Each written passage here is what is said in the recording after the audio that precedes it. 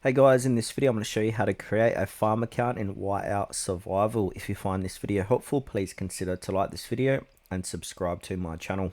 In saying that, let's just jump straight into the video.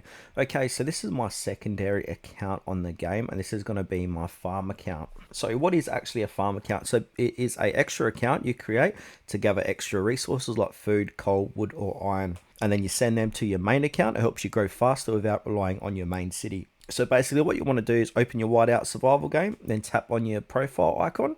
Then we want to go ahead and click into settings and click onto characters. Now once you're inside of here, characters, we want to go ahead and create a new character. So max 2 characters can be created per state. So basically you want your main character plus your farm account on the same server.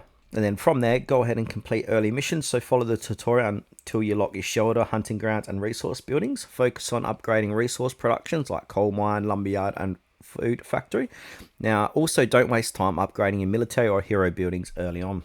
Now, from there, you want to go ahead and join your main alliance. So once you can access alliances, join the same alliance as your main account. This makes it super easy to teleport your farm city near your main for resource transfers.